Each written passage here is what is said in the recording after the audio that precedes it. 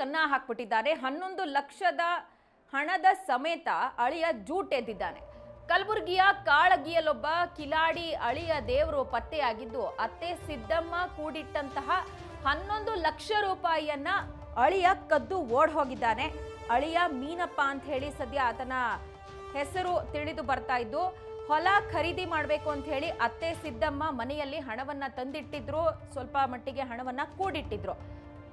ಅತ್ತೆ ಮನೆಯಲ್ಲಿ ಇಲ್ಲದೆ ಇರೋ ಸಂದರ್ಭ ಹಣವನ್ನ ಕದ್ದು ಅಳಿಯ ಎಸ್ಕೇಪ್ ಆಗಿದ್ದಾನೆ. ಇದೇ ವಿಚಾರಕ್ಕೆ ಸಂಬಂಧಪಟ್ಟ ಹಾಗೆ ಕಾರ್ಯಾಚರಣೆಗಿಳಿದಂತಹ ಪೊಲೀಸರು ಖತರ್ನಾಕ್ ಅಳಿಯನನ್ನ ಹಿಡಿಯುವಲ್ಲಿ ಯಶಸ್ವಿಯಾಗಿದ್ದಾರೆ. ನೋಡಿ, ಮನೆ ಅನ್ನೋದು ಏನಕ್ಕೆ ಬರುತ್ತೆ ಅಲ್ಲಿಗೆ? ಅಳಿಯ ಅಂತ ಹೇಳಿ ನಂಬಿ ಅತ್ತೆ ಏನೋ ಒಂದು ವಿಚಾರ ಶೇರ್ ಮಾಡ್ಕೊಂಡಿರ್ತಾರೆ, ಜೊತೆಗೆ ಒಂದಷ್ಟು ಹಣದ ವ್ಯವಹಾರವನ್ನ ಕೂಡ ಅವ್ರ ಜೊತೆ ಹಂಚ್ಕೊಂಡಿರ್ತಾರೆ.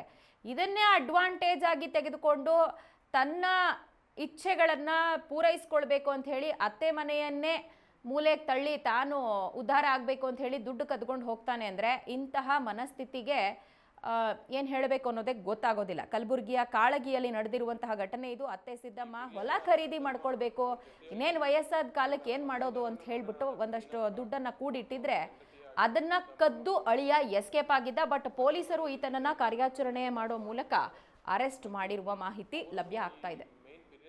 10 ಎಕರೆ ಮತ್ತು ತೋಟ ಎಲ್ಲ ಕಾಳಗಿಯಲ್ಲಿ ಇರುತ್ತೆ. ಅದನ್ನು ಅವರು ಪಾಲಕ್ಕೆ ಮೀನಪ್ಪ ಅನ್ನೋರಿಗೆ ಕೊಟ್ಟಿರ್ತಾರೆ. ನಾವು ಇವರಿಗೆಲ್ಲ ವಿಚಾರಣೆಗೆ ಒಳಪಡಿಸಿದಾಗ ಅವರೆಲ್ಲ ಹೇಳಿಕೆಯಲ್ಲಿ ಸ್ವಲ್ಪ ಏರುಪೇರು ನಮ್ಗೆ ಕಂಡು ಬಂದಿರುತ್ತದೆ. ತದನಂತರ ಅವ್ರ ಮೇಲೆ ಅನುಮಾನ ಪಟ್ಟಿದಾಗ ಅವ್ರು ಓಡೋಗಿರ್ತಾರೆ.